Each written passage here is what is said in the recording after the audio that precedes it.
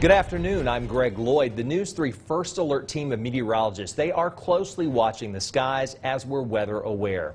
Now let's check back in once again with meteorologist Nicole Phillips for a look at what we can expect moving forward into the afternoon. Nicole? Nicole, into the big story this midday, we have sad news to report. Former Columbus Mayor Bob Poitashev passed away early this morning. He was 90. WRBL News 3's Chuck Williams knew Poitashev well and covered him for years. And Chuck, I know a lot of people were shocked and saddened by this news. Well, Harris County is also mourning the loss of beloved former head football coach Tommy Parks. Coach Parks spent more than a decade on the Tigers sidelines and finally got them over the hump into a regional championship in 2012. Current Tiger head coach Jamie Foxx fondly remembers Coach Parks' sense of humor. Tommy Parks was 48 years old. Don't miss out on breaking news or any big stories today or any day. Download the News 3 app and be sure to turn on the push alerts. Well, new details emerging in an ongoing child sex predator case in Lee County. Authorities say there could be more charges coming for a man already facing 21 counts of sexually abusing and torturing children. 31-year-old Brandon Hart has been arrested for sex abuse and child porn. Lee County and the FBI worked together on the case.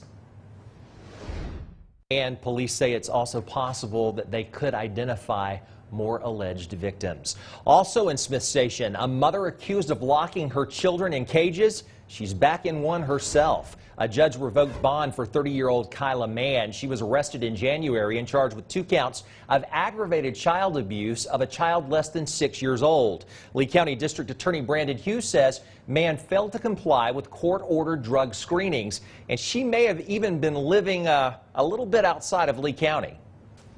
Mann and her grandparents were charged in January after investigators found 2 wood cages in their Smith Station home. Investigators believe Mann's children, ranging in age from 3 to 11, had been locked in those cages on multiple occasions. An infant child was also removed from the home. Disgraced former Alabama House Speaker Mike Hubbard is asking a judge for less time in prison. Hubbard reported to jail earlier this month. He's serving 4 years for convictions on ethic violations. Hubbard was convicted in 2016, but he remained out of jail as he appealed that conviction. 6 of the 12 counts against him were overturned, but the Alabama state attorney says Hubbard should receive no breaks, arguing he's shown no remorse for violating the public's trust. We want to thank you so much for making WRBL News 3 your #1 source for news at midday. Good afternoon. I'm Greg Loyd. Columbus police identify a car they believe killed a woman in a deadly hit and run. And this midday, the search is on for the driver. 40-year-old Jamie Tarver died after being run over in the 3500 block of Victory Drive on September the 12th.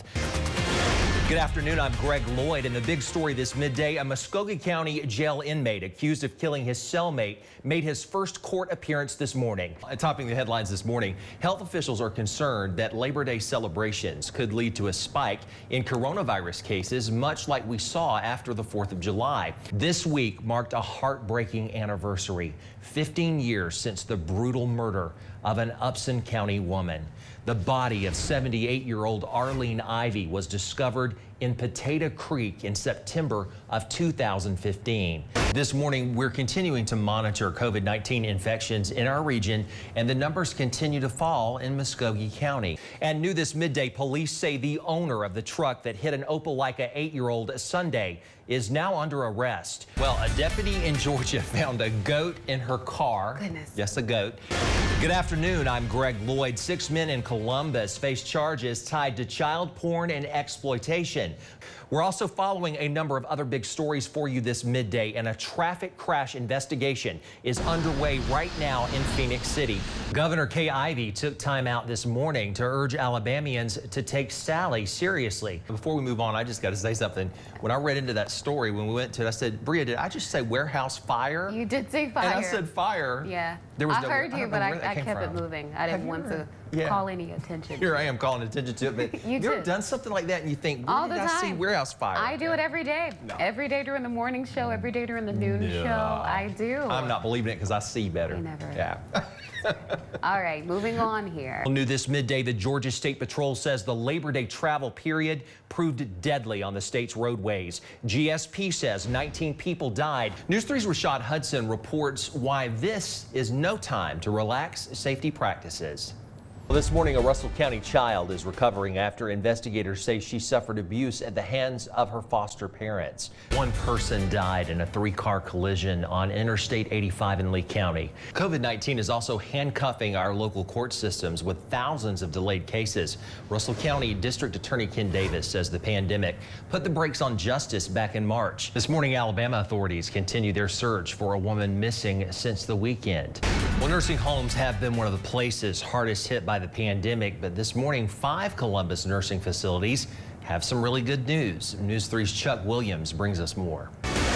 Well, Bree and I would like to remind you that September is National Emergency Preparedness Month, the perfect time to think about your family's emergency plan. Yeah, you can use this time to make a plan, gather supplies for an emergency kit, communicate with friends and neighbors about what to do when a disaster strikes. First Alert Weather Team is handing out two-way Motorola Talk About T482 radios in Barber County. Don't go anywhere because we've got a lot more news and weather ahead. But first, let's toss it. We're throwing it. Quarterback Greg Loyd. Yeah, stick to anchoring.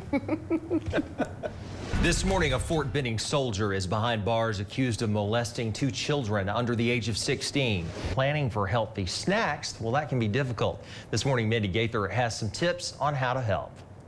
This morning, we're continuing to monitor COVID-19 infections in our region, and the numbers continue to fall in Muskogee County. Well, many professional teams in the NBA, the WNBA, and Major League Baseball have taken a stance against racial injustice. Well, turning our attention now to Muskogee County, where a parent is demanding answers after students were exposed to explicit images during virtual learning. Through this midday, the Urban League of Greater Columbus marked the first ever Black Voter Day with an event in the plaza outside the government center. Now, the event was designed to raise awareness among black voters heading into the November 3rd general election. Welcome back. Columbus police say the Fountain City is known statewide for its high number of pedestrian deaths. News 3's Bria Berry examines how police are working to change this disturbing trend. Thank you, Nicole. You know, today is beautiful, but it's so important to be prepared for severe weather because literally it can strike any time. We have some sad news to pass along this morning. We've just learned that former Columbus Mayor Bob Poitashev died. Poitashev served on Columbus Council for 8 years. He was elected mayor for 1 term from 2002 to 2006.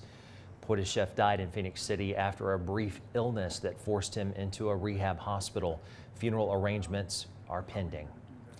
Columbus police believe they've identified a car used to kill a woman on Victory Drive. Police say they're looking for the driver of this Hyundai Sonata, silver in color and made between 2011 and 2014. 40-year-old Jamie Tarver died after being run over on September 12th near the Victory Drive Walmart. We want to thank you so much for watching WRBL News 3, your #1 source for news at midday. There's more News 3 coming right up. News 3 is on your side with Greg Loyd.